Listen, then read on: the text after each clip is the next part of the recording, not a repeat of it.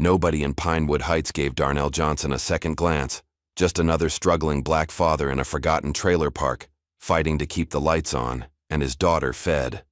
But when Catherine Wexler's luxury SUV broke down near his home, everything changed. The mechanic with worn-out tools fixed in 20 minutes what dealership technicians couldn't solve in days. By morning, 12 sleek black SUVs descended on his rusted trailer, executives in tailored suits offering life-changing money for his uncanny gift. What Wexler Industries couldn't know was that Darnell hadn't always fixed engines with duct tape and paperclips. Their database scrubbing had erased his name, the brilliant diagnostician whose whistle-blowing about fatal defects had cost them billions.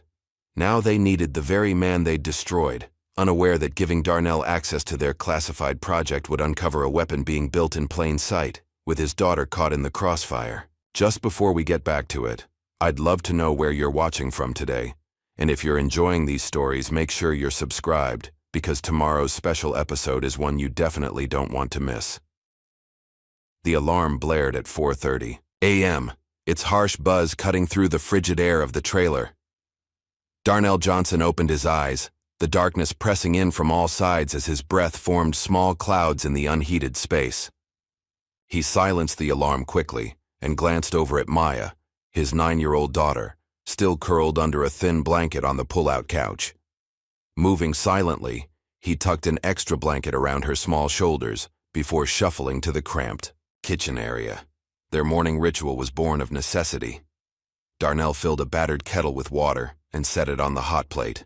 The stove hadn't worked in months. While it heated, he pulled a newspaper from his backpack and circled job listings with a stubby pencil, his eyes catching on experienced mechanic wanted and auto tech, previous experience required. Each listing felt like a small hope and a potential disappointment wrapped into one. Taped to the refrigerator door was a collage of overdue notices: electricity, water, lot rental for the trailer. The red final notice stamps seemed to glow in the dim light. Darnell touched one, gently, then squared his shoulders. Not today. Today was about finding work. "Daddy?" Maya's sleepy voice called from across the room. "Is it cold again?" "Just a little morning chill, baby girl," Darnell said, his voice warm despite the freezing trailer. "Hot chocolate coming up before school. The special kind." The special kind meant the same powdered mix they always had, but he'd add a pinch of cinnamon. Their luxury. Walking Maya to school took them through the heart of Pinewood Heights, a neighborhood that had seen better days. Most homes were like theirs, weathered trailers or small houses with patched roofs and fading paint. Neighbors nodded as they passed, a silent solidarity of the struggling. Mrs. Turner watered her small patch of flowers despite the foreclosure sign in her yard. Jackson Miller sat on his porch despite the early hour, lifting a hand in greeting as they passed. "You keep your head up today, Maya," Darnell said as they approached the school building. "Remember what I told you. Our circumstances don't define us. Our choices do," Maya finished with a small smile that didn't quite reach her eyes. As they reached the school entrance, a group of girls pointed at Maya's shoes, hand-me-downs, with duct tape covering a hole in the left one. One girl whispered something that made the others laugh. Maya's shoulders hunched slightly, but she lifted her chin and walked past them. Darnell's heart ached as he watched her go, knowing she carried burdens no child should bear. Just before entering the building, Maya's teacher, Ms. Winters, stopped her with a gentle hand on her shoulder. "Everything okay at home, Maya?" Ms. Winters asked, concern evident in her voice. "You seem tired lately." "Everything's fine," Maya lied smoothly, the practiced response automatic. "Dad and I are good." Darnell turned away, Maya's brave face more painful than any bill collector's threats. The first auto shop was bustling with activity when Darnell arrived. The owner, Bill Thompson, barely looked at the resume Darnell held out. "Insurance won't let me hire without certification," he mumbled, though 3 young men without a day of formal training worked openly in the garage behind him.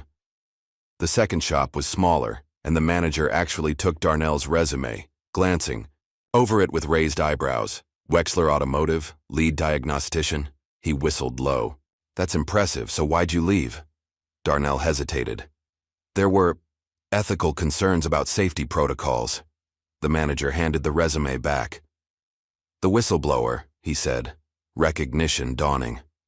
Sorry, man, we don't need that kind of attention. By the time Darnell reached the third shop, his hope was fading. The manager, a heavyset man named Frank, actually laughed when Darnell presented his resume. A resume? For an oil change gig? Frank chuckled, waving the paper away. This ain't corporate America, buddy. Besides, we're overstaffed as it is. Walking home, Darnell stopped at a convenience store, counting out coins for a can of beans and a small box of cornbread mix, tonight's dinner. The clerk, a teenager with bored eyes, didn't look up as she pushed his change across the counter.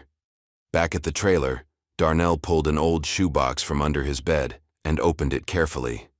Inside was a yellowed newspaper clipping with the headline, Local Mechanic Exposes Faulty Brake System, Wexler Automotive Under Investigation. His own younger face stared back from the photo, determined and righteous. Below it, a smaller headline read, Recalls issued following whistleblower report. He'd been right. The braking system was faulty. People would have died. But being right hadn't paid the bills or kept his career intact. Being right had blacklisted him from every major auto shop in 3 counties. That evening, as the beans simmered on the hot plate, Darnell watched Maya do her homework at their small folding table. He added the cornbread mix to a pan and placed it in their temperamental toaster oven. Your mom once tried to make cornbread from scratch, he said, the memory bringing a genuine smile. She forgot the baking powder and it came out flat as a pancake. She was so mad she threw it outside and the Johnson's dog wouldn't even eat it. Maya's laughter filled the small space, bright and genuine. Was Mom a bad cook? The worst, Darnell said fondly. But she could fix any engine ever made, just like her daughter will someday. Maya's laughter faded, her eyes suddenly serious. Dad, will we always live here, in this trailer? Darnell's throat tightened. He wanted to promise her the world.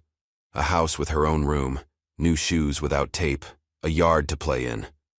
Instead, he stirred the beans and said nothing.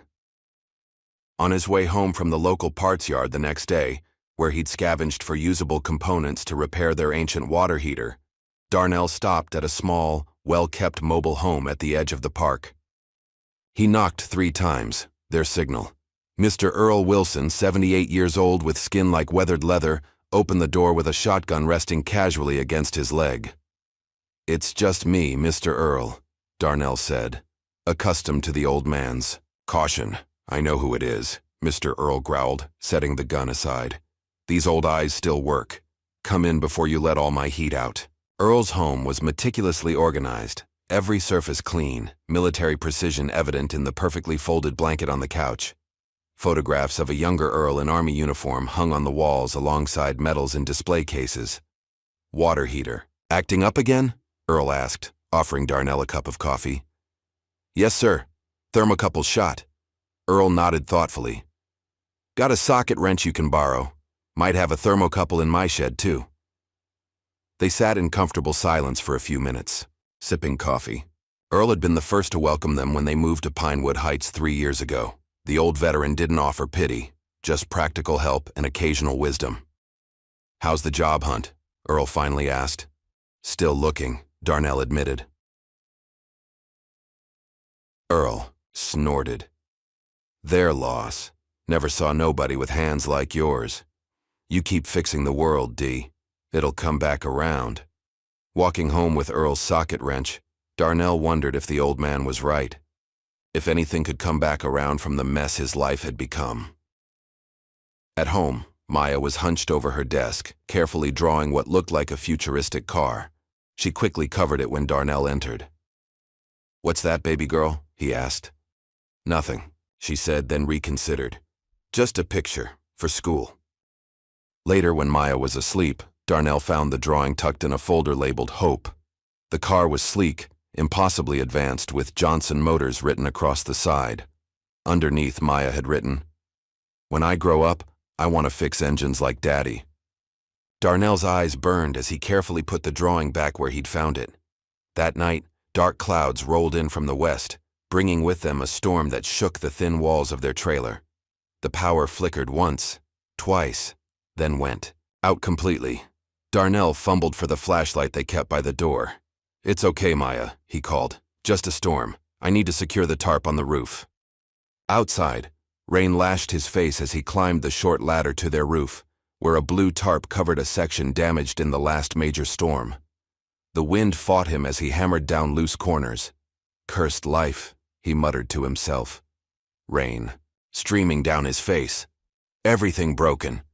Everything always broken. Then, cutting through the howl of the wind and the drumming of rain on metal, he heard it. A car horn, faint but persistent, coming from the direction of the woods that bordered the trailer park. Darnell hesitated, soaked to the skin and bone-tired. It wasn't his problem. He had enough problems of his own. But the horn sounded again, more desperate this time. Following the sound, Darnell made his way through the woods, flashlight beam bouncing off wet tree trunks and undergrowth. Finally, he emerged onto a seldom-used access road where a high-end SUV sat tilted at an awkward angle, one wheel trapped in a ditch. The headlights were on, illuminating the sheeting rain. A woman sat inside, her face visible through the driver's window, white, mid-30s, wearing what had once been an expensive business suit, now soaked and mud-splattered. When she saw Darnell approaching with his flashlight, her eyes widened in fear. She locked the doors with an audible click. Darnell stopped several feet away, aware of how he must look. A large black man, soaked and approaching a stranded white woman in the middle of nowhere. He raised his empty hand in a calming gesture. "Ma'am, you need help?" he called over the storm. The woman hesitated, then cracked her window an inch. "My car. I was trying to take a shortcut. The GPS said this was a road, but—" Her voice shook with cold and fear. "It's an old logging road," Darnell explained. "Not maintained anymore." He moved closer, careful to keep his movements slow and non-threatening. "Engine still running okay?" She nodded. "Yes, but it's stuck. I tried to call for help, but there's no signal out here." "I'm Darnell," he said. "I live in the trailer park just through those woods. I can take a look if you want." The woman studied him for a long moment, fear slowly giving way to desperate trust. Finally, she popped the hood. Darnell placed the flashlight in his mouth and bent over the engine compartment. The luxury SUV was immaculate, barely a year old.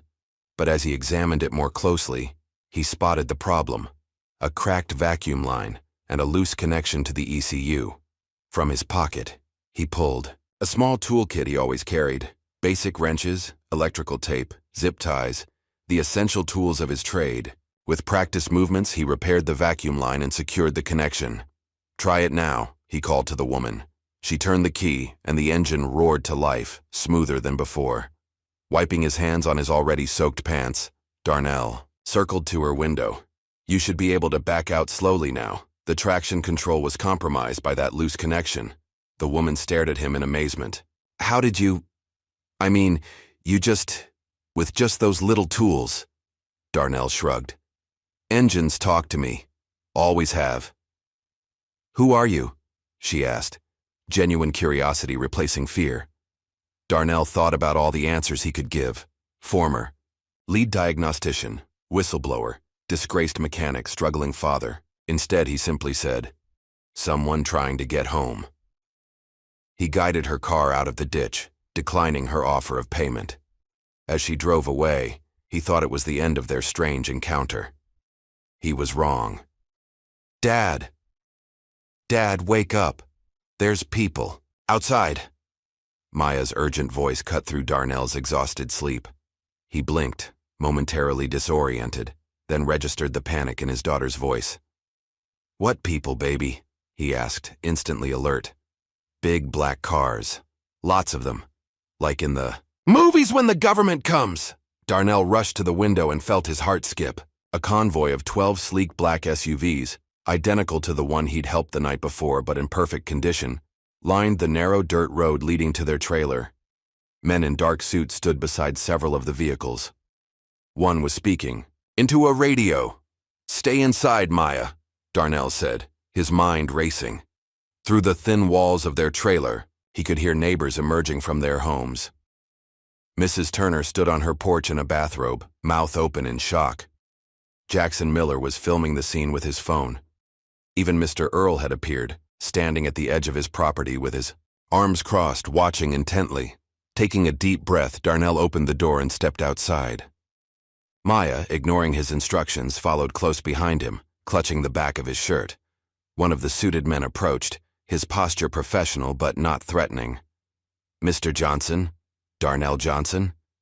"That's me," Darnell answered cautiously. "Sir, we're not here to cause trouble," the man said, noticing Maya half hiding behind her father. He smiled at her reassuringly. "Miss Wexler asked us to bring you something." "Miss Wexler?" Darnell repeated, confusion evident in his voice. The rear door of the lead SUV opened, and the woman from last night emerged. Gone was the disheveled, rain-soaked figure. Today she wore an impeccably tailored pantsuit, her blonde hair pulled back in a sleek ponytail. She walked toward them with confident strides, stopping a respectful distance away. "Mr. Johnson," she said with a warm smile, "I had to track you down. You walked away before I could say thank you properly." "You're Catherine Wexler?" Darnell asked, recognition dawning. "As in?" "Wexler Automotive, yes," she confirmed, "among other subsidiaries." Darnell instinctively took a step back, pulling Maya with him. The Wexler name brought back a flood of bitter memories. The whistleblowing, the legal battles, the blacklisting. Catherine noticed his reaction. "Please, I'm not here about the past. May we talk? Privately?" Against his better judgment, Darnell found himself following Catherine to her SUV. Maya clung to his hand, wide-eyed and silent. Inside the vehicle, the leather seats and climate-controlled interior felt like another world compared to their drafty trailer. Catherine pressed a button, and a privacy screen rose between them and the driver. "What you did last night was remarkable," she began. "That engine has a proprietary system. Most certified mechanics wouldn't have diagnosed it so quickly, let alone fixed it with, was that electrical tape?" "And a paperclip," Darnell admitted, despite himself. Catherine reached into a sleek briefcase and pulled out a formal envelope. "This is an invitation, Mr. Johnson. A consulting opportunity at Wexler Tech, our technology subsidiary in Atlanta. 3 months, excellent compensation." She named a figure that made Darnell's breath catch. "Housing included, of course. For both of you." Darnell stared at the envelope but didn't take it. "Why me? You have engineers with degrees from MIT." "Engineers who couldn't figure out what you did in 20 minutes with a flashlight in your mouth?" Catherine countered. "We don't usually recruit people without resumes, but your work spoke volumes."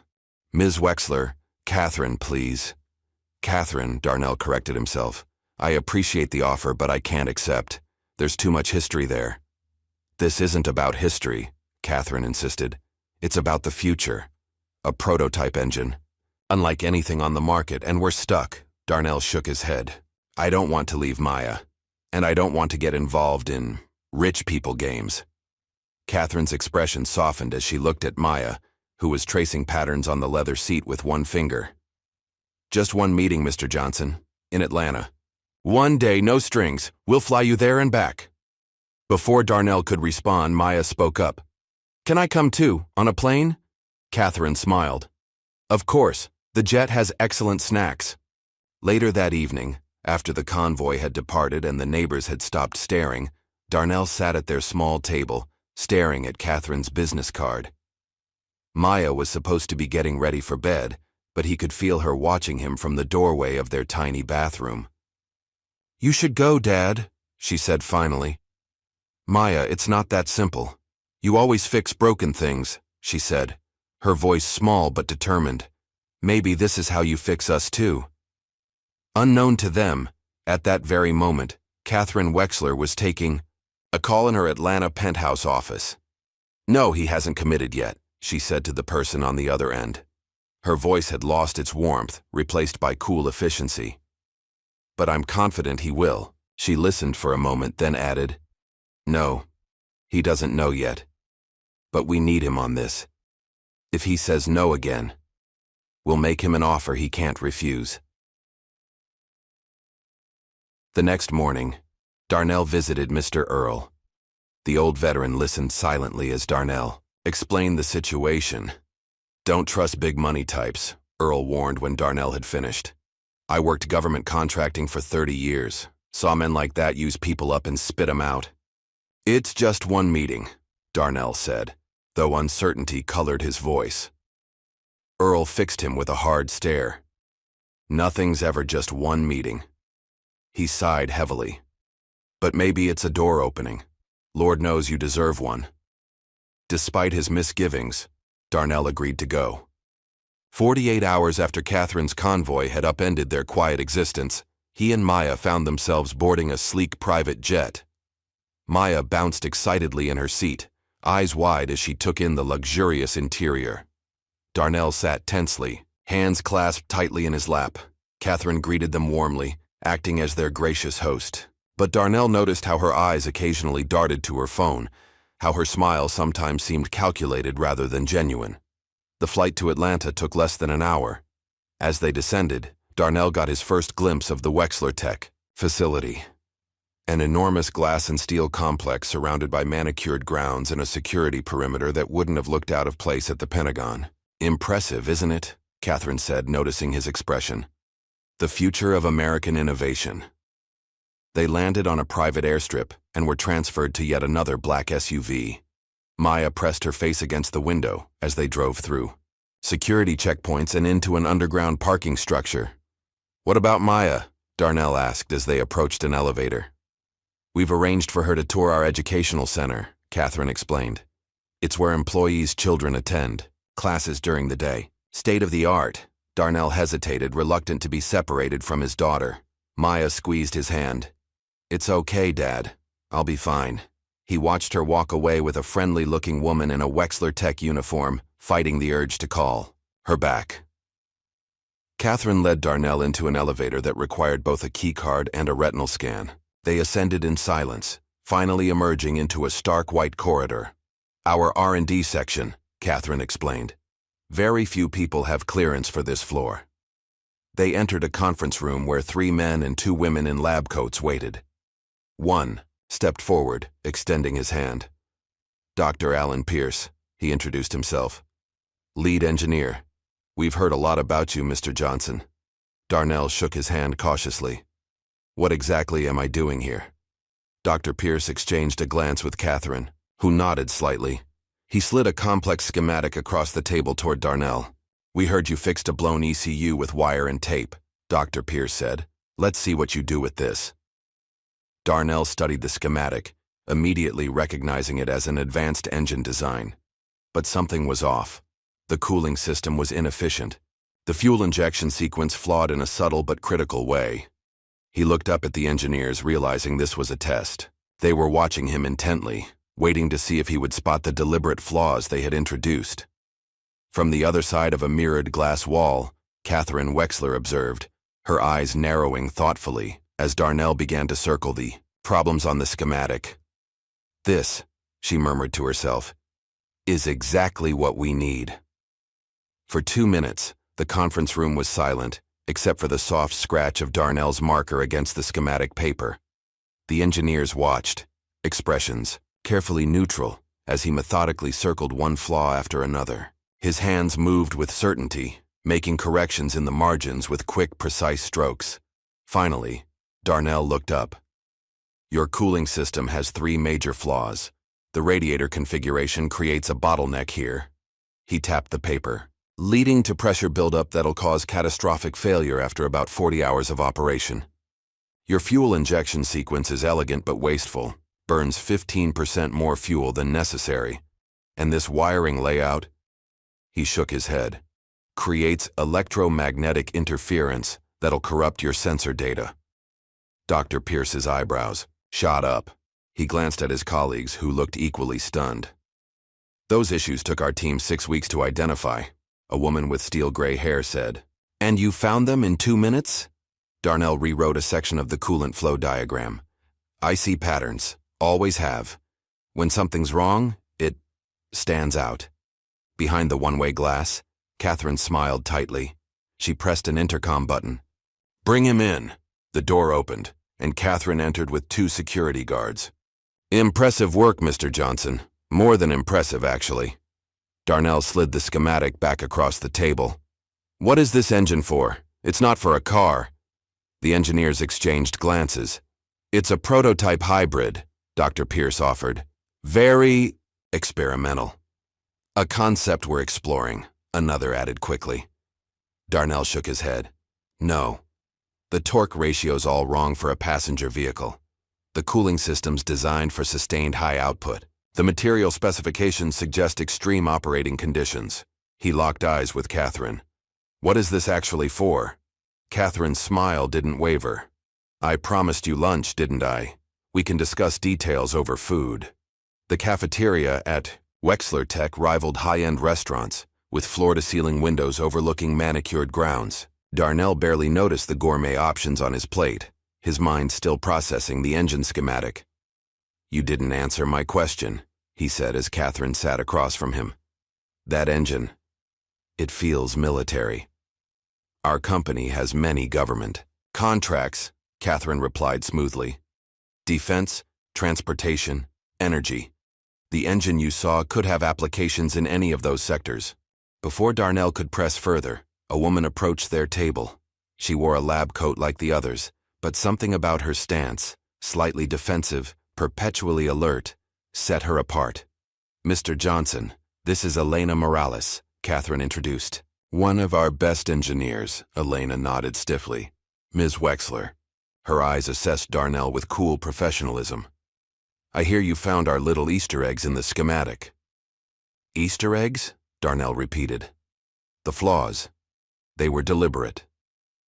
Elena's tone suggested she wasn't entirely happy about it. "A test." 1. "You passed brilliantly," Catherine interjected. "Elena will show you some of our other projects while I check on your daughter." As Catherine walked away, Elena's professional mask slipped slightly. "So you're the miracle worker they've been buzzing about, the man who fixes things with paperclips." "Just doing what needed doing," Darnell said, uncomfortable with the characterization. Elena studied him for a moment, then leaned closer. "Those flaws you found? I've been flagging them for months. They don't listen to me either." Darnell's interest sharpened. "What do you mean?" Elena straightened as a security guard glanced their way. "Nothing. Follow me, I'll show you the testing lab." Meanwhile, Maya was having a very different experience. The educational center was like nothing she'd ever seen.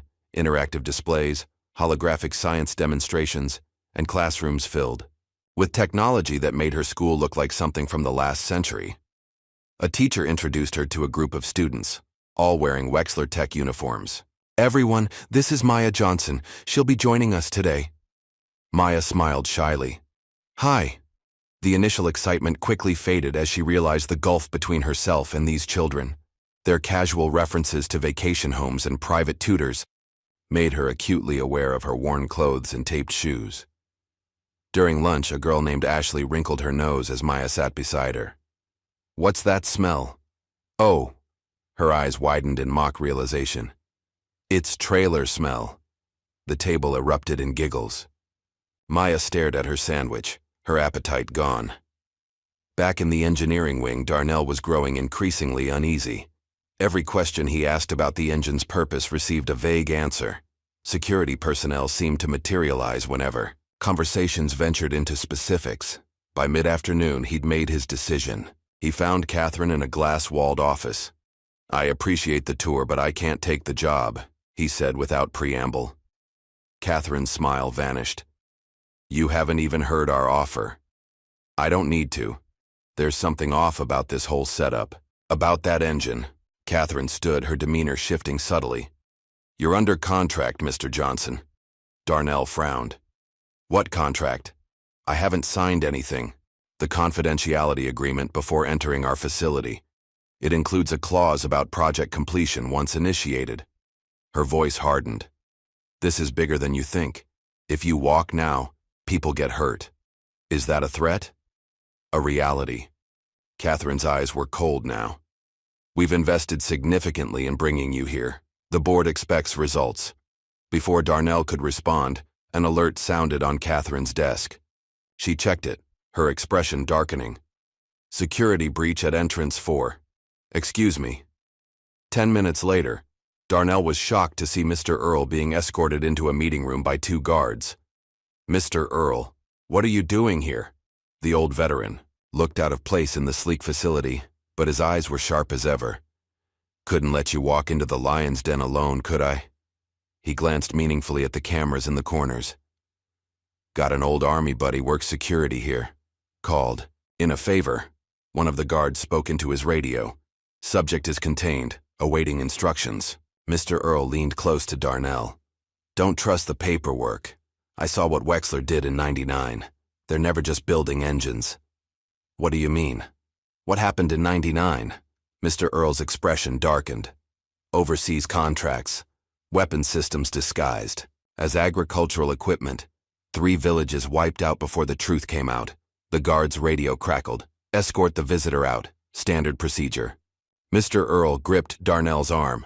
Watch yourself, son. These people play chess while the rest of us play checkers.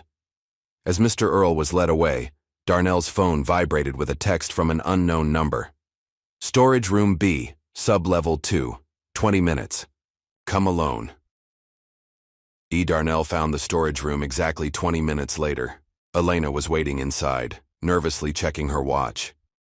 We don't have much time, she said, pulling a tablet from her lab coat. Security does sweeps every 30 minutes.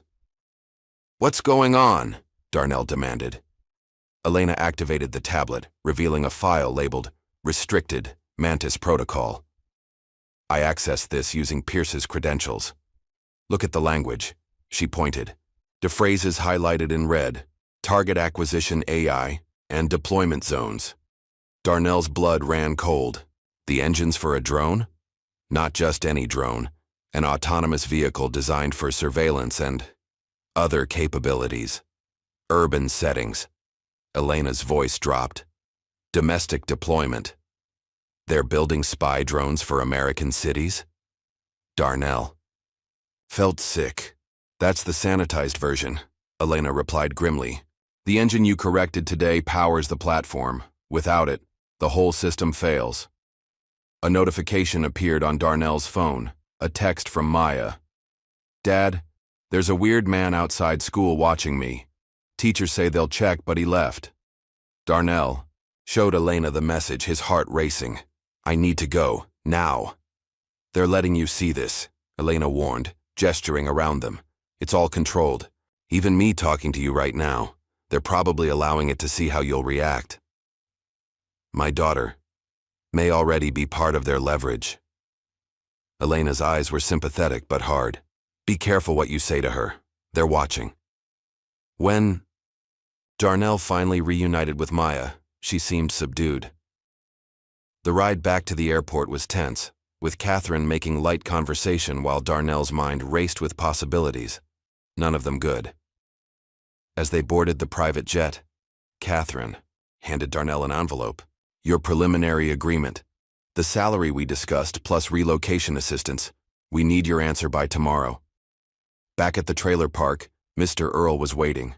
It was nearly midnight, but the old man sat on his porch, shotgun across his knees. You made it back, he said, relief evident in his voice. Someone broke in, Darnell said, pointing to his trailer. Even from a distance, he could see the door hanging awkwardly on its hinges. Inside, the trailer had been methodically searched. Drawers emptied, mattresses overturned, papers scattered. They didn't bother hiding it, Mr. Earl observed. That's intimidation, sending a message. Maya hugged herself, eyes wide with fear. Dad, what's happening? Darnell knelt before her. We're going to be okay, baby girl, I promise. But as he spoke, he wasn't sure he believed it himself. After Maya finally fell asleep, Darnell sat at the kitchen table, staring at an old photo of Maya's mother, Angela. Her smile, so like Maya's, seemed to ask what he was going to do now. I won't let them use me, he whispered to the photograph. Or my daughter. He pulled out his phone and called the number Elena had slipped him before they left. We dig, he said when she answered. Whatever Mantis really is, whatever they're planning, we find it all. The R&D archives were silent at 2 a.m., illuminated only by the soft blue glow of emergency lighting. Darnell moved cautiously down the corridor, following Elena's lead. The stolen access card she'd provided had gotten them past 2 security checkpoints already. How much time do we have? Darnell whispered. 20 minutes before the next guard rotation, Elena replied, her voice barely audible. The cameras are on a loop, but it won't fool them for long. They reached a heavy door marked, Project Archives, Authorized Personnel Only. Elena swiped the card, and the lock disengaged with a soft click. Inside, rows of secure servers hummed. Quietly. Elena moved to a terminal and began typing rapidly. Look for anything labeled Mantis or M-Series, she instructed, her eyes never leaving the screen. Darnell searched through digital files, his heart racing each time a distant sound echoed through the facility. Finally, he found something, a folder titled Project Mantis Urban Integration. Elena, here. She joined him, quickly bypassing another security prompt. The folder contained schematics, not just for the engine Darnell had corrected, but for an entire vehicle system. The design was unmistakably militaristic, armored exterior, multiple sensor arrays, weapons mounting points carefully labeled as surveillance equipment. Urban deployment of autonomous surveillance vehicles, Elena read from one document. Jesus! This isn't just surveillance, Darnell said, pointing to power allocation diagrams. The energy distribution is all wrong for just cameras and sensors. There's enough juice here to power. He trailed off, the implications sinking in. Crowdy so. Control systems, Elena finished grimly. Or worse. Darnell downloaded files onto a secure drive while Elena kept watch. The weight of what they were uncovering pressed on him like a physical force. Across town, in a sleek high-rise, Catherine Wexler sat at a conference table surrounded by government officials in dark suits. Satellite images of urban centers were projected on the wall behind her. Phase 1 implementation could begin within 6 months, she was saying. The Johnson modifications solved our stability issues. And if he walks? A gray-haired man asked. Catherine's expression hardened. If he walks, we lose the only mind that cracked the coolant instability. We need him locked in. Permanently. By any means necessary? Catherine hesitated only briefly. Any means short of direct force. His daughter provides sufficient leverage. Back in the server room, Darnell and Elena had found a secure area requiring additional access. Elena worked frantically to bypass it. I got into cybersecurity before engineering, she explained as her fingers flew across the keyboard. Wexler recruited me from a defense contractor. You worked in defense? Darnell asked, surprised. Elena's expression darkened. I designed drone guidance systems. Then one of my drones was used in an operation that killed 37 civilians. The company called it collateral damage. I called it murder. So you left. I left thinking Wexler was different. Her laugh was bitter. Turns out this isn't research, it's retribution. The drones I fought against are exactly what they're building now, just for domestic use instead. The lock finally released. Inside, they found older files, hard copy documents dating back several years. My God, Elena breathed, holding up a folder. They've been planning this for a decade. Mantis was originally conceived for overseas deployment, but after the whistleblower scandal— What whistleblower scandal? Darnell asked. Elena looked at him strangely. Yours. After you exposed the brake defects, Wexler lost military contracts worth billions. This, she gestured to the Mantis files, is their comeback, and they specifically targeted you to help build it. Darnell felt the floor tilt beneath him. That doesn't make sense. Why recruit someone who exposed them? Elena pulled another file. Because according to this, you were right about the defects but wrong about the cause. It wasn't negligence, it was sabotage, by a competitor. Wexler took the fall, but they've spent years building a case. She paused. And tracking you. Darnell's chest tightened. What are you saying? Elena met his eyes reluctantly. Darnell, there's more. These files show they've been monitoring you for years. Your job rejections, your financial struggles, they weren't just bad luck. They blacklisted me. Worse, they engineered your downfall." Elena hesitated. "And there's something about an accident. Something about Maya's mother." Before Darnell could process this, an alarm blared through the building. Their time had run out. That night, Darnell dreamed of Maya running through empty streets, pursued by a mechanical monster bearing his engine design. He woke gasping, sheets soaked with sweat, the image of his daughter's terror still fresh in his mind. The next morning, Catherine arrived at his trailer unannounced. Her smile was gone, replaced by cold professionalism. Breaking into secure areas. "Mr. Johnson? Stealing company property? That's a serious offense." Darnell matched her stare. "Building surveillance drones for American cities? That seems pretty serious too. You misunderstand the technology. Mantis isn't a weapon. It's a platform for maintaining order, for protecting citizens. From what? From whatever threatens them." Catherine stepped closer. "You're looking at this all wrong. This technology will exist with or without you. If we don't build it, someone worse will." "So I'm supposed to help you make it safer?" Darnell asked incredulously. Catherine's expression softened slightly. "Exactly. You have a chance to make it unstoppable, or to build in limitations, protections, or to make it unstoppable," Darnell countered. Their standoff was interrupted by Maya bursting into the trailer, her face pale. "Dad." The man was back. At school. The one watching me. Darnell pulled Maya close, his eyes never leaving Catherine's. "How far are you willing to go?" he asked softly. "Threatening a child?" For a moment, Catherine looked genuinely confused. Then understanding dawned in her eyes. "That wasn't us." "You expect me to believe that?" "Believe what you want. But there are other interested parties in this project." Catherine reached for the door. "You have 24 hours to decide, Mr. Johnson. After that, things get complicated for everyone."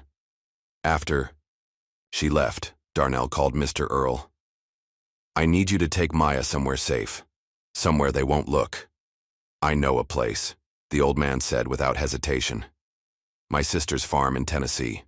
No electronics, no trail." As they packed a small bag for Maya, Darnell noticed a blinking light on his laptop, a new email from an unfamiliar address. The message contained only a link to a secure chat. "Hey," a message appeared when he clicked it. "I'm Jonas. I work in the server room at Wexler. I've been following your access logs." Darnell froze. "Was this another trap?" "Don't worry," Jonas continued. "I'm not reporting you. I've been watching Mantis development for months. What they're doing isn't right." "Why should I trust you?" Darnell typed back. "Because I can give you access to the encrypted drives where the real plans are stored. The ones even Catherine doesn't have clearance for." That evening, while Maya was safely hidden with Mr. Earl, Darnell met Jonas, a skinny 20-something with nervous eyes and a Wexler Tech ID badge, in a coffee shop miles from the facility. "I'm technically an intern," Jonas explained. "Network, administration. Nobody notices me, which means I notice everything." He slid a drive across the table. "This will let you access the executive servers remotely, but be careful, it'll leave traces, and they'll know it was you." "Why are you helping me?" Jonas stared into his coffee. "My brother's a cop in Detroit, the kind who believes in protecting people, not controlling them. What Wexler's building, it would change everything about how cities are policed. Not for the better."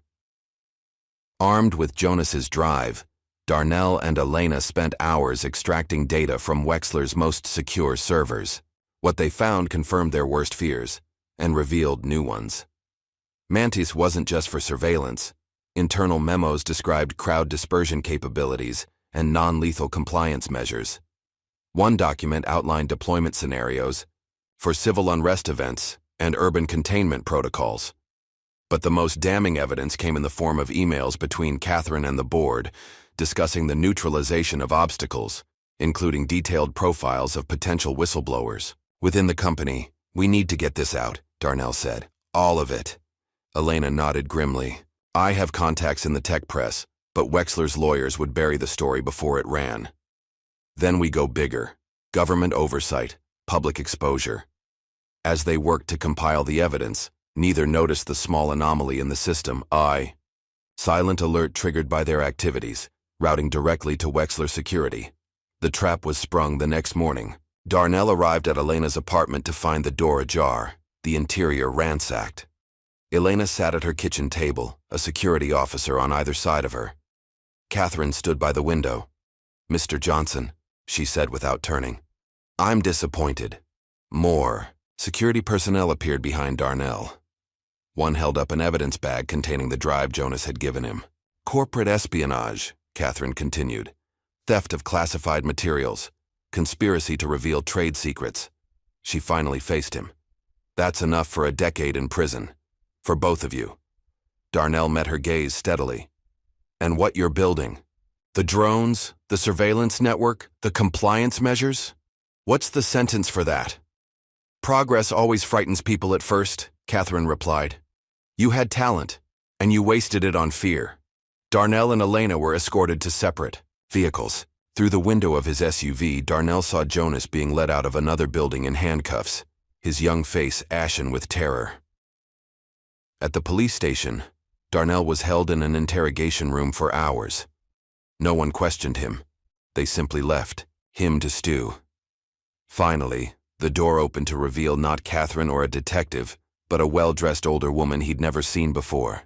"Mr. Johnson," she said, sitting across from him. "My name is Margaret Franklin. I represent a consortium of concerned parties." "Lawyers?" Darnell guessed. "Among others, several of whom owe favors to a man named Earl Wilson." She opened a briefcase. "The charges against you have been temporarily suspended, pending review of certain irregularities in the warrant process." Darnell could scarcely believe what he was hearing. "Mr. Earl did this? Mr. Wilson has friends in unexpected places." She slid a document across the table. "You'll be released, but with conditions.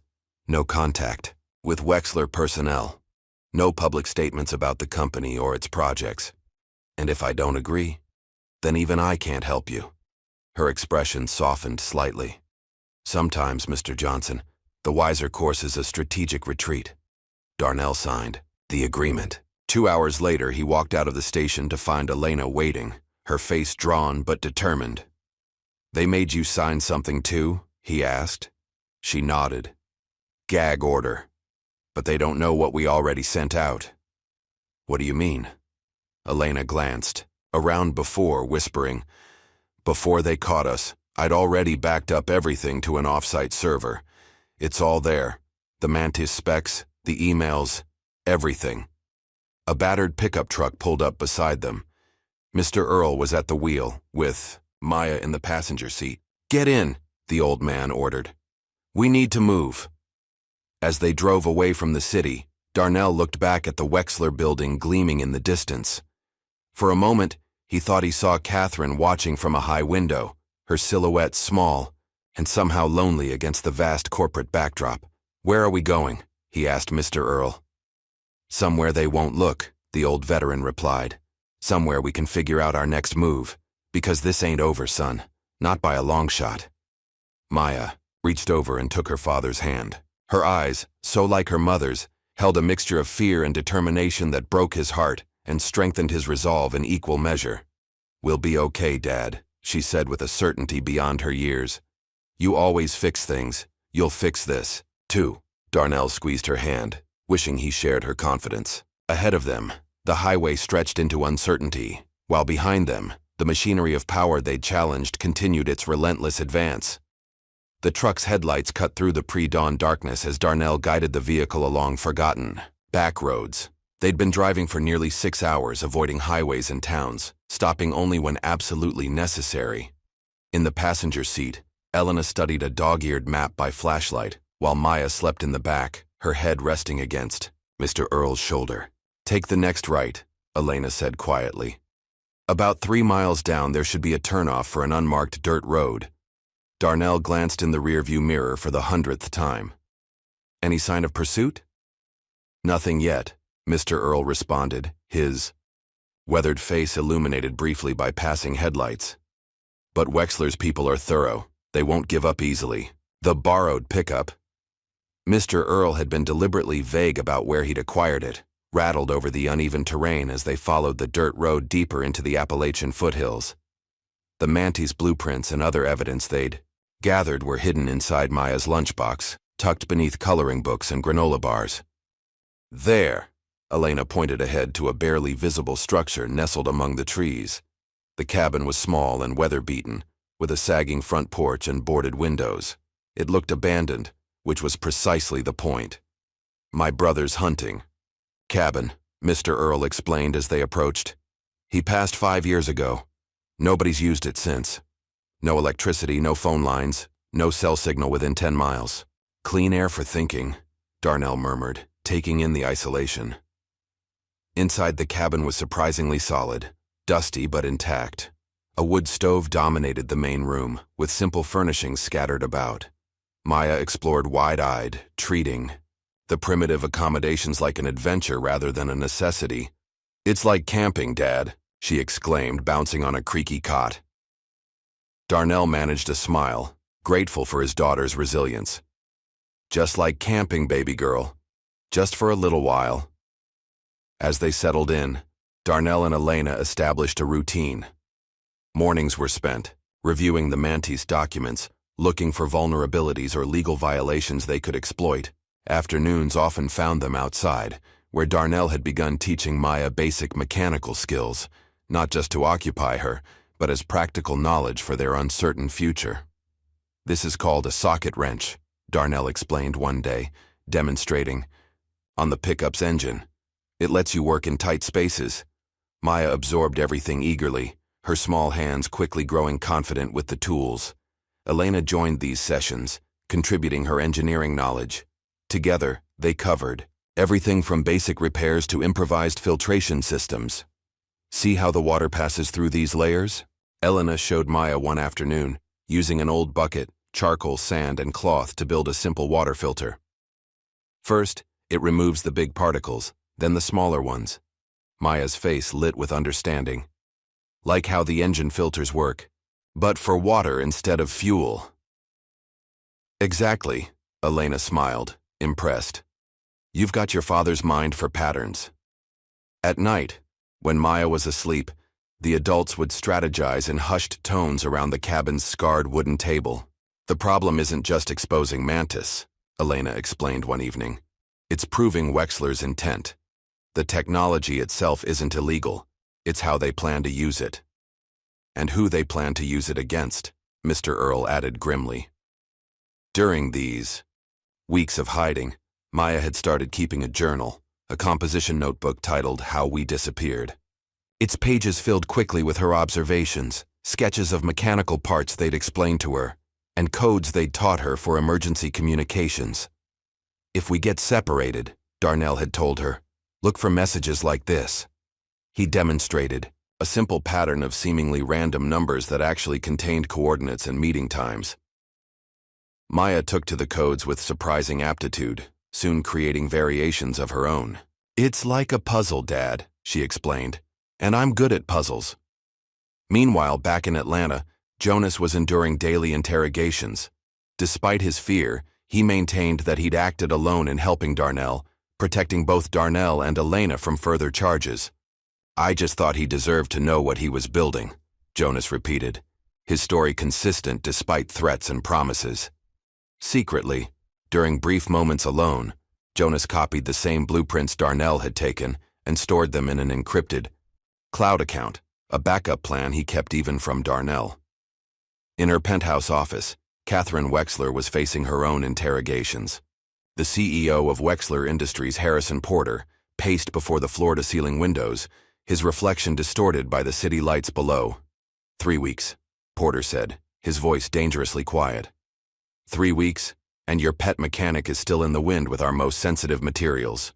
"We'll find him," Catherine insisted, maintaining her composure despite the pressure. "The surveillance grid has been expanded to 3 additional states. It's only a matter of time." "Time we don't have." Porter stopped pacing to face her directly. "The Defense Department is getting nervous. Our investors are asking questions. If you can't bring him back, don't bother coming back at all." Alone later that night, Catherine stared at a photograph on her desk. Herself as a young girl standing beside her father, the company's founder, both smiling before the original Wexler factory. She remembered his words. "We build things that last, Kathy. Things that matter." She wondered what he would think of Mantis, of using their family legacy to create machines of control rather than progress. But such doubts couldn't matter now. She'd come too far, compromised too much. Back at the cabin, the days blended together until one morning when Maya's small transistor radio, a gift from Mr. Earl to keep her entertained, emitted a strange pattern of static during her favorite music program. Darnell recognized it immediately as an embedded audio message, a technique he'd once learned from Mr. Earl. Isolating the waveform using Elena's laptop, they discovered a message from Jonas. They found the cabin. "You have 48 hours. Run." How could they know? Elena asked, panic rising in her voice. Mr. Earl's expression darkened. "The radio. It's been receiving fine, which means—" "Signal triangulation," Darnell finished. "They've been tracking broadcast. Receivers in remote areas. They packed quickly, taking only essentials." Darnell worked through the night, rigging simple but effective traps around the cabin. Nothing lethal, just delays to buy them time. Tripwires connected to falling branches, pressure plates that would trigger loud noisemakers, a frying pan, suspended from the ceiling by string that would swing down if a certain door was opened. "Remember what I taught you," he told Maya as they prepared to leave. "Keep low, move quiet. Stay with Elena if we get separated." Maya nodded, fear and determination warring in her young face. "I remember, Dad." They slipped away before dawn, leaving the cabin to serve as a decoy. Only hours later, a tactical team converged on the structure, finding nothing but empty rooms and Darnell's improvised traps. The frying pan caught one agent squarely in the forehead, leaving him with a concussion, and his team with a humiliating report to file. The group had split up temporarily, Mr. Earl taking Maya along a safer route, while Darnell and Elena created a more obvious trail to draw pursuit. They would rendezvous at a predetermined location miles away. The plan worked, but not without cost. As they navigated a steep ravine, Elena slipped on loose shale. Darnell caught her before she fell completely, but not before a sharp rock edge sliced deeply into her side. The wound wasn't life-threatening, but it bled profusely and would need proper medical attention. "I'm fine," Elena insisted through gritted teeth as Darnell applied pressure with his shirt. "You're not fine," he countered. "We need help." Finding that help meant another risk. Mr. Earl directed them to a nondescript RV parked on the outskirts of a small town, a mobile medical clinic run by Dr. Sarah Linwood, a former Army medic who owed Mr. Earl for saving her brother in desert. "Storm, clean entry and exit," Dr. Linwood commented as she examined Elena's wound. "You're lucky. Half an inch deeper and we'd be having a different conversation." "How long until she can travel?" Darnell asked. "A few days at least," the doctor replied, "unless you want her passing out from blood loss." This forced delay gave them time to consider their next move. Gathered around a map in the back of the RV, they debated options. "We could reach out to my contacts in the tech press," Elena suggested, her voice weak but determined. "Wexler's lawyers would bury it," Darnell countered. "We need something bigger, something they can't control." "Washington," Mr. Earl said suddenly. "Take it straight to the oversight committees, public hearings. Make it too big to hide." Elena's expression was skeptical. "They'll kill us before we make it to any hearing." Darnell looked from Elena to Mr. Earl, then to the sleeping form of Maya in the RV's small bed. Everything, their safety, their future, perhaps even the future of surveillance in American cities, hinged on what they did next. "Then they better not miss," he said finally. "Because we're going to Washington, not to make a deal, but to tell the truth. All of it." Dawn broke over the Maryland countryside as their borrowed car approached the outskirts of Washington, D.C. For 3 days, they had traveled in tense silence, using cash only, switching vehicles twice to avoid detection. Elena's wound had been stabilized but still pained her with every movement. Maya had been uncharacteristically quiet, the gravity of their situation finally eroding her youthful optimism. "How do we even start?" Elena asked as the Washington Monument appeared on the horizon. "We can't just walk into a congressional office with stolen corporate documents. We start with people who specialize in exposing secrets," Darnell replied. From his pocket, he produced a crumpled business card Mr. Earl had given him, the contact information for a journalist named Rebecca Winters. According to Mr. Earl, Winters was part of a secretive network of journalists, former intelligence agents, and civil liberties attorneys dedicated to exposing government overreach. They operated from unmarked offices and used encrypted communications, their very existence known only to those who needed their help, desperately enough to seek them out. "She'll want proof," Mr. Earl had warned. "Hard evidence, not just your word against Wexler's." They made contact using a secure messaging app downloaded onto a burner phone. The response was immediate but cautious. "Verification required." "Proof of claims," Elena typed back.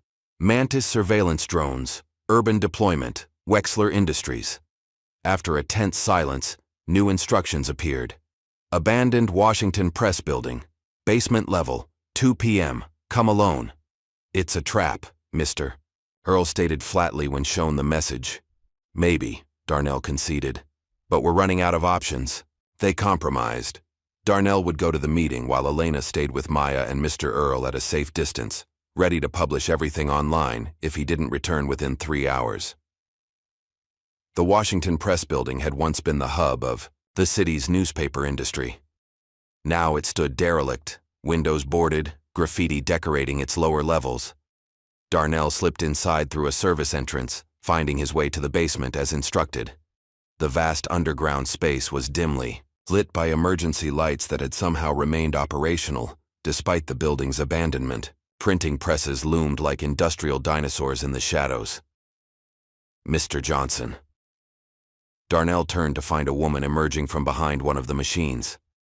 Rebecca Winters was younger than he'd expected, maybe mid-30s, with sharp eyes that missed. "Nothing.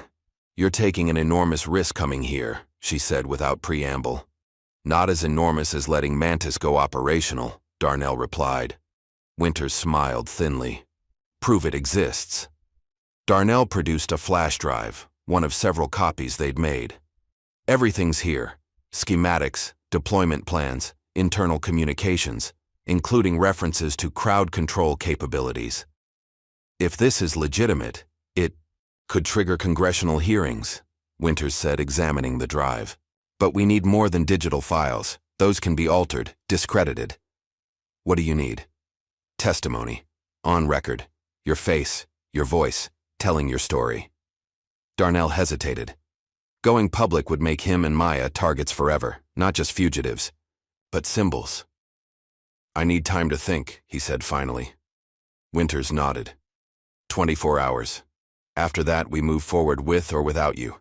This is bigger than one person, Mr. Johnson. Even bigger than your daughter." Back at their temporary safe house, a motel room paid for in cash on the outskirts of the city, Darnell shared Winters' requirements. "She's right," Elena said quietly. "Files can be dismissed as forgeries. We need someone to stand up and be counted." "That someone doesn't have to be you," Mr. Earl pointed out. "Elena could do it, or I could." "No," Darnell shook his head. "This started with me, with my engine." He looked at Maya, who was pretending not to listen. "But I won't decide anything without considering what it means for all of us." That night, as the others slept, Darnell and Elena worked to upload their evidence to an encrypted server Winters had provided. The process was agonizingly slow, the connection deliberately throttled to avoid detection. 29%, Elena reported, watching the progress bar inch forward. "At this rate, it'll take hours." A soft ping from Elena's laptop interrupted them, an alert from one of the security programs she'd installed. "Someone's searching for our device signature," she whispered urgently. "They're close." Darnell peered through the motel room blinds to see 2 black SUVs pulling into the parking lot. Men in tactical gear emerged, moving with practiced efficiency toward the motel office. "Wake the others," Darnell ordered. "We need to move, Now. They escaped through a bathroom window moments before their door was breached. Moving in the shadows between buildings, they made it to their car, just as shouts erupted behind them. "The upload," Elena said desperately. "It's not complete." "We'll find another way," Darnell promised as they sped away, tires screeching. The pursuit that followed was relentless. Wexler's security team had anticipated their escape routes, blocking side streets and coordinating with local police using some pretext about dangerous fugitives. Downtown Washington offered their best chance: crowds, buildings, the chaos of a city that could swallow them if they moved quickly enough. Abandoning their car in a parking garage, they continued on foot, Maya between them, Mr. Earl bringing up the rear despite his protests that he was slowing them down. "There," Elena pointed to a construction site, a half-completed office building with a tower crane looming overhead. "We can lose them in there." The site was a maze of concrete pillars, stacked materials, and machinery. They wove through it, climbing higher as their pursuers spread out below. Eventually, they found themselves trapped on the unfinished 20th floor, the only exit blocked by approaching security personnel. "The crane," Darnell said, pointing to where the tower crane's arm extended toward the adjacent building. "We can cross to the next roof." It was insane. A narrow metal beam suspended hundreds of feet above the street. But the alternative was capture. "I can't," Elena whispered, her face pale as she looked at the drop. "My side. I wouldn't make it." "I'll create a diversion," Mr. Earl volunteered. "Draw them away." "No," Darnell was firm. "We stay together." He turned to Maya, whose eyes were wide with fear. "Baby girl, I need you to be brave now. Braver than you've ever been." Maya swallowed, hard but nodded. "Like the balance beam at school, right, Dad?" "Just like that. I'll be right behind you." With Elena supporting Mr. Earl, Darnell guided Maya onto the beam. The 9-year-old moved with surprising steadiness, her small body tense but controlled, as she inched across the gulf between buildings. Darnell followed, his heart in his throat, ready to catch her if she faltered. From a rooftop across the street, Catherine watched through binoculars as the small figure of Maya made her way across. The crane arm. A sniper beside her adjusted his scope, the crosshairs finding Darnell's back. "I have the shot," the sniper reported. Catherine stared through her binoculars, focusing not on Darnell but on Maya, a child balanced between terror and courage, trusting her father to keep her safe. Catherine remembered another child, her own daughter, lost to a drunk driver years ago. The memory still ached like an unhealed wound. "No kill order," she whispered, lowering the binoculars. "Track but do not engage." "Ma'am?" The sniper looked confused. "You heard me," Catherine's voice was steel. "Let them go." Maya reached the far building, collapsing into her father's arms as he made the final step across. Elena and Mr. Earl followed more slowly, but they too made it safely. For a moment, they allowed themselves to breathe, to believe they might have escaped. Then Maya surprised them all. Spotting an electronic billboard control panel on the maintenance level of the building they'd entered, she darted toward it, fingers flying, over the keyboard before Darnell could stop her. "Maya, what are you—" "Dad, remember the code you taught me?" Maya's face was alight with fierce determination. "The one for emergencies when people need to know something important?" On the massive digital billboard facing the city, the regular advertisement flickered, then changed to display a stark message. "They're building war machines, don't let them." Below it was a web address leading to the partially uploaded files. "How did you—" Darnell began, astonished. "You taught me the basics," Maya explained. "But Jonas showed me more. We've been practicing online." Around the city, people stopped to stare at the hijacked billboard. Phones came out. Pictures were taken. The message spread across social media platforms faster than any corporate team could contain it. Within hours, news outlets were reporting on the Mantis leak. The partial files, while incomplete, contained enough concrete evidence to spark congressional interest. Wexler stock plummeted as investors panicked. Catherine was summoned to testify under oath about the project's true purpose. 3 days later, as the media frenzy continued unabated, Darnell received an anonymous message directing him to an abandoned church in Georgetown. Against Elena's advice, he went alone. The church was silent, save for the occasional creak of ancient wood. Dust. Motes danced in the colored light filtering through stained glass windows. Catherine Wexler sat in the last pew, looking smaller somehow, shorn of her corporate armor. "You should know there's no recording devices," she said as Darnell approached. "No security, just me." "Why am I here?" Darnell remained standing, wary despite her apparent vulnerability. "You were always the better engineer," Catherine said after a moment. "I knew it the moment you fixed my car that night, but I had to survive. In the company, in the industry. I did what was necessary." "Necessary?" Darnell's voice hardened. "Building surveillance drones? Threatening my daughter? Was that necessary?" "I never threatened Maya," Catherine insisted. "That wasn't us. There are other players involved now. Military contractors, foreign investors. The technology attracted attention we didn't anticipate." She reached into her jacket and produced a flash drive. "This contains audio recordings of board meetings discussing Mantis applications beyond what I was told, including domestic surveillance, capabilities I wasn't briefed on."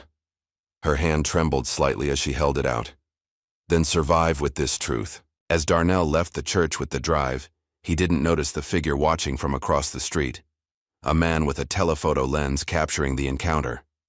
Meanwhile, Jonas had made his own decision. After being released from questioning due to lack of evidence, he contacted a major tech news outlet, agreeing to an on-camera interview. With his boyish face and earnest manner, he became the unexpected human face of the Wexler scandal. "I saw internal emails discussing how Mantis would be deployed in American cities," he explained to millions of viewers. "Not just for traffic, management, or emergency response, but for what they called population monitoring." That's when I knew I had to do something. Jonas played audio recordings he'd secretly made during meetings, executives discussing the monetization of urban data collection and the potential for behavioral modification through environmental control. The evidence was damning. Within days, federal agents raided Wexler headquarters. Top executives were arrested on charges ranging from corporate fraud to conspiracy. Catherine herself vanished from public view, her testimony sealed as part of an ongoing national security investigation. In a dusty bar in rural Virginia, Mr. Earl watched the news unfold on a small television mounted above the counter. He nursed a bourbon, a small smile playing at the corners of his weathered mouth as reporters detailed the fall of Wexler Industries. "You did good, son," he murmured, raising his glass in a silent toast to Darnell. The victory, however, proved short-lived. As Darnell, Elena, and Maya settled into a safe house provided by Winters Network, they discovered that not all threats had been neutralized. Black Sun Security, a private military contractor not officially connected to Wexler, but deeply involved in Mantis development, sent operatives to locate and eliminate the whistleblowers. Their motives weren't just revenge. They feared exposure of their own involvement in similar projects. The attack came at dusk. Precision, coordination, and inside knowledge, suggesting a betrayal somewhere in their support network. The safe houses, security systems were disabled seconds before armed men breached the perimeter. But this time, it was Maya who spotted the danger first. Playing near a window, she noticed a reflection in a puddle outside, a dark figure moving where no one should be. "Dad!" Her whispered warning gave them precious seconds to prepare. What followed was chaos, gunfire, breaking glass, Maya's frightened cries as Darnell pulled her to safety. Elena, still weakened from her injury, nevertheless fought alongside Darnell, their months together having forged them into a cohesive team.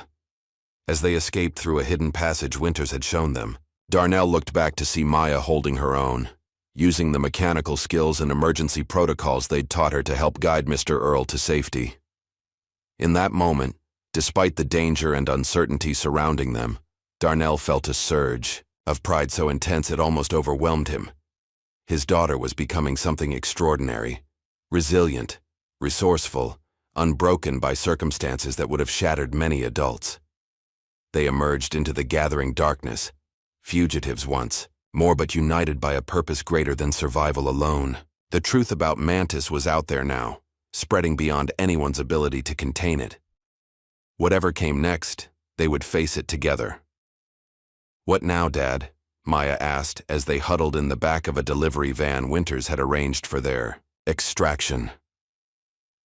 Darnell looked at Elena, then at Mr. Earl, before meeting his daughter's questioning gaze. "Now we finish what we started, all the way." Morning sunlight filtered through dusty blinds, casting long shadows across the small apartments, worn floorboards. 3 months had passed since the Mantis revelations had rocked the corporate and political landscape. 3 months of living with constant vigilance, of scanning crowds for familiar faces, of Maya waking up screaming from nightmares she couldn't, or wouldn't, describe. Darnell stood at the window, carefully peering between the slats at the quiet street below. The safe house, arranged by Rebecca Winters' whistleblower network, was modest but secure. A third-floor walk-up in a neighborhood where people minded their own business. They had relocated twice since the attack on their previous hideout, each move carefully orchestrated to leave no trace. Behind him, Elena made coffee on a hot plate, moving gingerly to accommodate her still-healing wound. Though the physical injury was mending, the psychological trauma lingered. The closest call had come during their escape from the Black Sun operatives, when Maya had nearly been grabbed by a masked contractor. Darnell had reached her just in time, but the incident had left its mark on all of them. "Anything?" Elena asked, her voice low despite the early hour. Darnell shook his head, quiet, but that doesn't mean much these days. In the small bedroom they all shared, Maya slept restlessly, a wrench clutched in her small hand beneath her pillow. The tool had become her talisman, a source of comfort in a world that had become profoundly unsafe. She'd insisted on keeping it close after the attack, and neither Darnell nor Elena had the heart to refuse her. Mr. Earl had separated from them temporarily, using his network of contacts to establish new identities they would need if they ever hoped to stop running. His age made him less suspicious, more invisible to the forces hunting them. They received coded messages from him periodically, reassurance that he was still working on their behalf. The television murmured in the background, the morning news cycling through updates on the Mantis scandal. Congressional hearings had been convened. Wexler executives had resigned in disgrace. But the story was already fading from headlines, pushed aside by newer scandals, fresher outrage. "They're burying it," Elena said, nodding toward the TV. "Just like they always do." Darnell's phone buzzed, a secure device provided by Winters' network. The message was from Rebecca herself. "Need to meet. Usual place, noon, critical." The usual place was a small bookstore with a coffee shop in the back, chosen for its multiple exits and privacy. When Darnell arrived, Winters was already waiting, a stack of books providing casual cover for their conversation. "We have a problem," she said without preamble. "Someone sold access." Darnell's blood ran cold. "What do you mean?" "One of our journalists. He provided partial access to the Mantis files to a foreign investment group." Her expression was grim. "They're already rebuilding components of the system overseas. Different name, same purpose. How could that happen? I thought the files were secure." "Nothing's truly secure," Winters replied. "Not when there's enough money involved." She slid a tablet across the table, showing schematics nearly identical to what they'd exposed, but with subtle modifications. "They're calling it Sentinel. Different branding, same machine." Darnell studied the designs, anger building like pressure in a sealed chamber. "We didn't stop the machine," he said bitterly. "We just changed who's driving it." When he returned to the apartment, he found Elena and Maya huddled around a laptop, watching a bootlegged recording of a podcast interview that had been briefly published before being removed from all official platforms. The subject was Catherine Wexler. "I authorized development without fully understanding the implications." Catherine's voice was steady, but her eyes betrayed exhaustion. "The original concept was for disaster response, autonomous vehicles that could navigate damaged infrastructure. Somewhere along the line it became something else." "And you never questioned this evolution?" The interviewer pressed. "I questioned. I was overruled. She paused. That's not an excuse. It's just what happened. The interview continued, Catherine methodically exposing her own role in Wexler's crimes without seeking absolution. Near the end, she looked directly into the camera, her composure cracking slightly. If Darnell Johnson is watching this, I want him to know one thing. Protect your daughter. Maya is the only version of the future that doesn't scare me. The mention of Maya's name sent a chill through Darnell. Catherine had never spoken it publicly. Before. The message was clear. She knew they were watching and she was warning them. She's trying to help, Elena suggested. Or setting us up, Darnell countered. Either way, we need to move again. Before they could debate further, Maya emerged from the bedroom, rubbing sleep from her eyes. At 11, she looked older somehow, her childish softness hardened by months. On the run, her questions had grown more pointed, her observations sharper. They're building it again, aren't they? She asked, nodding toward the laptop. The engine. Darnell hesitated, then nodded. There seemed little point in shielding her from truth she'd inevitably discover. So we didn't really stop anything. Maya's voice held no surprise, only resignation. We slowed it down, Elena offered. Created public awareness, but it's still happening. Maya wrapped her arms around herself, suddenly looking very small. Then, unexpectedly, her expression shifted, determination replacing fear. What if we give it away? Give what away? Darnell asked. The engine. The real design. What if we make it open source, available to everyone? Maya's eyes lit with sudden inspiration. If everyone has it, no one can use it to control others, right?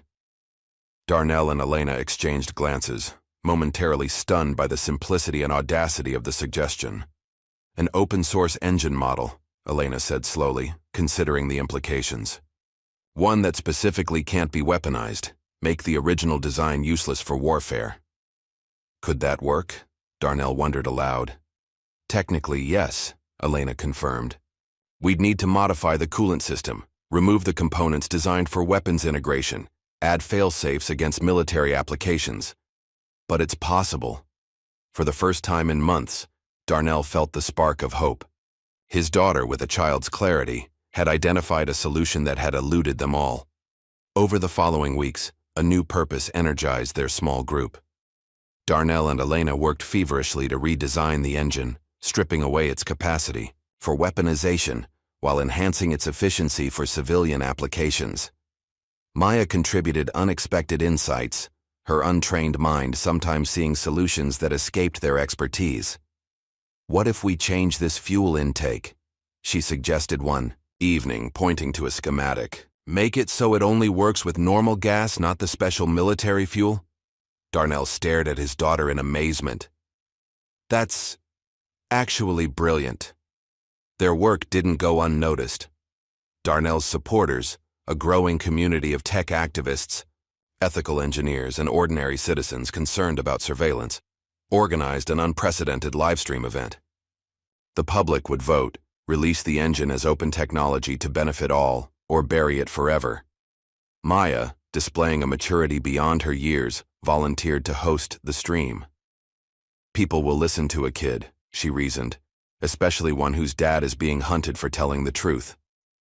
As preparations for the live stream continued, a new offer arrived. This one from Alexander Reese, newly appointed CEO of Neocom, a rising tech corporation positioning itself as the ethical alternative to companies like Wexler. We'd like to offer you exclusive development rights, Reese told Darnell during a secure video call. Your engine, reimagined for space colonization, clean energy, no military applications. The offer was staggering. Financial security, legitimate work, and end to running. Yet something in Reese's carefully crafted pitch rang false. I need time to consider, Darnell said neutrally. After the call ended, a message arrived from Jonas, who had continued to work behind the scenes, monitoring corporate communications related to Mantis and its offshoots. Don't trust Reese, the message read. Neocom is funding Black Sun. They want the engine for themselves. I've been working as a double agent inside their systems. Also, been teaching Maya some hacking skills online. Hope that's okay. The revelation of Jonas's continued involvement and his clandestine tutoring of Maya explained her rapidly advancing technical abilities. What had seemed like natural talent had been supplemented by expert guidance. The night before the livestream, as they made final preparations in yet another temporary safe house, the security system Jonas had installed triggered a silent alarm. Someone had breached the perimeter. "Get Maya out," Darnell told Elena, reaching for the weapon they kept hidden beneath the couch. "There's no time," Elena replied, checking the security feed. "They're already surrounding the building." Unlike previous attacks, this one came with a face, a woman named Vega Harrison, former military specialist and now field commander for Black Sun. She entered alone, hands visible, seemingly unarmed. "Ms. Morales," she addressed Elena directly. "It's been a long time." Elena's face drained of color. "You two know each other?" Darnell asked, confused. "We worked together." "Before Wexler," Elena admitted. "On the drone program." Vega's smile was cold. "Until she sabotaged our guidance systems and disappeared with classified data. Data that could have saved lives. Data that was being used to kill civilians," Elena countered. "That's not your call to make." Vega's attention shifted to Darnell. "We don't want you, Johnson. We want her. And the engine designs. Give us both, and you and your daughter walk away. No more running." The standoff stretched for agonizing seconds. Then Elena moved, placing herself between Vega and the others. "Take me," she said quietly. "The original designs are on the drive in my pocket, but you let them go first." "Elena." "No," Darnell protested. "It's the only way," she insisted. "Maya needs her father. The world needs your engine. The right version of it." What happened next unfolded with terrible swiftness. Darnell reaching for Elena, Maya screaming, Vega moving with lethal precision. In the confusion, Elena created an opening for Darnell and Maya to escape through a back exit she'd prepared, for just such an emergency. The last words Elena spoke, blood seeping from a wound no doctor would heal, were meant for Darnell alone. "Promise me, let Maya decide. It's her world now, not ours." Outside, as sirens wailed in the distance, Darnell pulled a sobbing Maya into the night, his heart shattered, but his resolve hardened by Elena's sacrifice. They had lost a friend, a partner, a brilliant mind, but her final gift had been there, freedom, and the chance to complete what they'd started. "She believed in you," Darnell told Maya as they disappeared into the shadows. "In what we're doing." Maya wiped away tears with the back of her hand, her young face setting into lines of grim determination. "Then we don't waste it." The livestream began at exactly noon, broadcasting from a location that changed every 30 minutes to prevent tracking. Millions watched as Maya Johnson, 12 years old and carrying the weight of months on the run, addressed the world. "My name is Maya Johnson," she began, her voice steady despite her youth. "Most of you know my dad as the mechanic who exposed Project Mantis. But I want to tell you about my mom, Angela Johnson." A photograph appeared on screen, a woman with Maya's eyes and smile standing beside a younger Darnell. "My mom died when I was 6. They called it an accident, but we found out it might not have been." Maya took a deep breath. She was an engineer too, like my dad. And when big companies build things that can hurt people, sometimes the people who speak up get hurt instead. The camera widened to include Darnell, sitting beside his daughter, his presence solid and reassuring. "Elena Morales died 3 weeks ago," Maya continued. "She was helping us. She believed knowledge shouldn't be used against people." Her voice broke slightly, but she pressed on. "She told my dad to let me decide, so here's my decision." With a decisive keystroke, Maya initiated the upload of the modified engine designs to servers worldwide. "This engine belongs to everyone now. It's open to the world. No patents, no secrets, no weapons, just the power to help people." The response was immediate and overwhelming. The live stream counter surged past 10 million viewers, Social media exploded with reactions. The open-source release spread like wildfire through engineering forums and universities, with annotations and improvements added in real time by thousands of contributors. Within days, the first independent replications appeared. Engineering. Students in Mumbai building a small-scale version, a collective in Lagos adapting it for water purification, rural communities in Appalachia constructing generators to power homes off the grid. The corporate backlash was equally swift. Tech giants filed injunctions, claiming the design incorporated their proprietary technology. Government agencies expressed security concerns about unregulated engine production.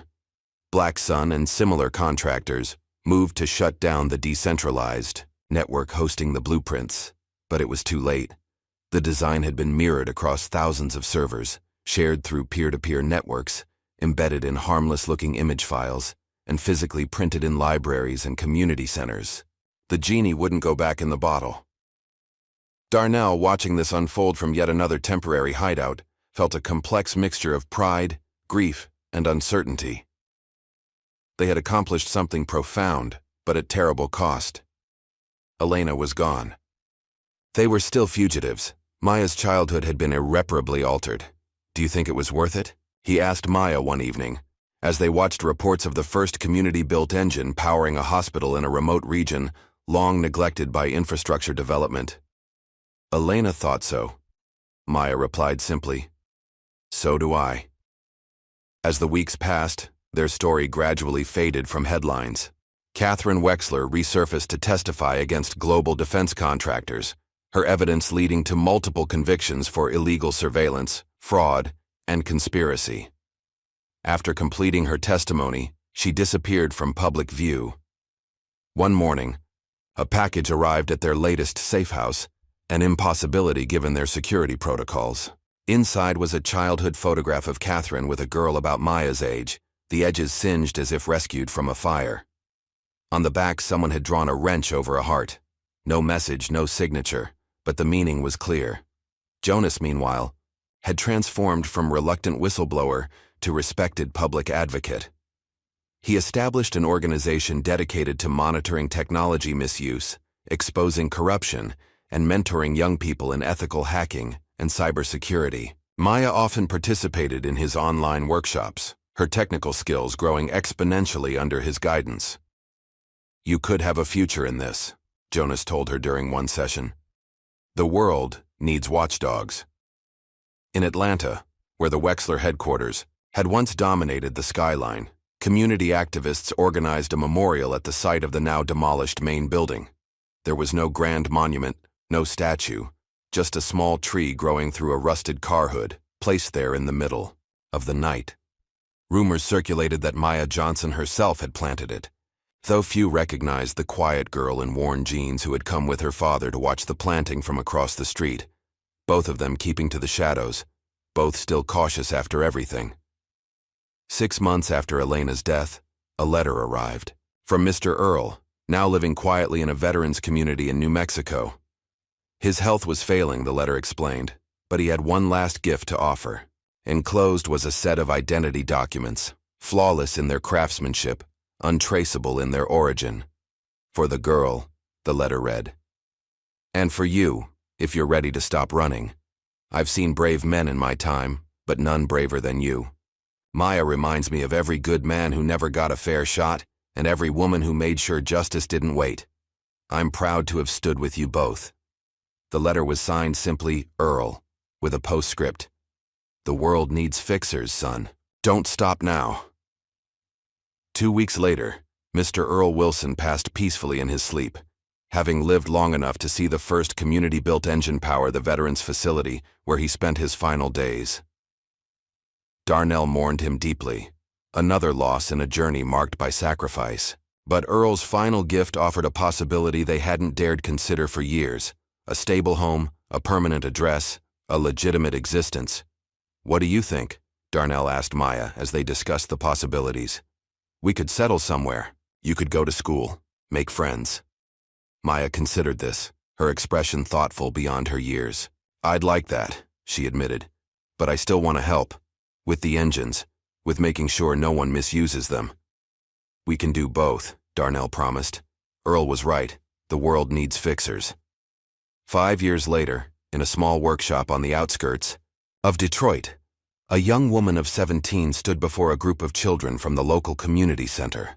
Her hands were calloused from work, but her movements were precise as she held up a simple wrench for them to see. "This," she said, "is how my dad saved the world. Not by building something powerful, but by handing it over."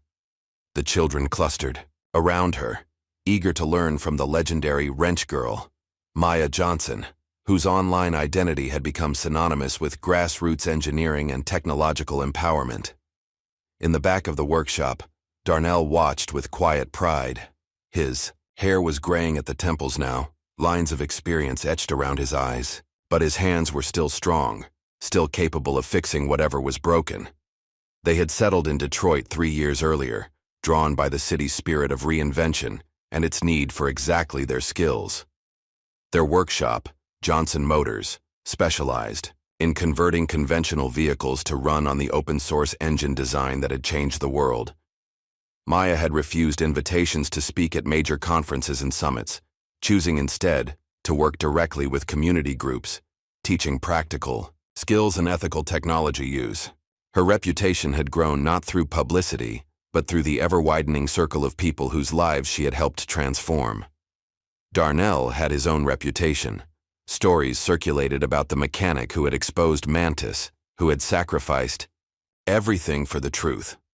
Some said he taught engineering in South America under an assumed name. Others claimed he worked with indigenous communities, building clean water systems in remote regions. The truth was both simpler and more profound. He had returned to his roots, fixing what was broken, teaching others to do the same, and ensuring the technology he had helped unleash remained in service to humanity, rather than a tool for control. As Maya finished her demonstration and the children crowded around a disassembled engine, Darnell stepped outside to check a delivery. A sleek electric car had pulled up, its design subtly different from standard models. The driver's window lowered to reveal a woman in her 60s, elegant even in casual clothes. Catherine Wexler's hair was silver now, her face lined, but still recognizable. "The modifications are holding up well," she said, nodding toward the engine compartment. "My engineers could learn from you." "Catherine," Darnell acknowledged, neither hostile nor particularly warm. Their relationship had evolved into something complex, not quite friendship, but a grudging mutual respect forged in shared history.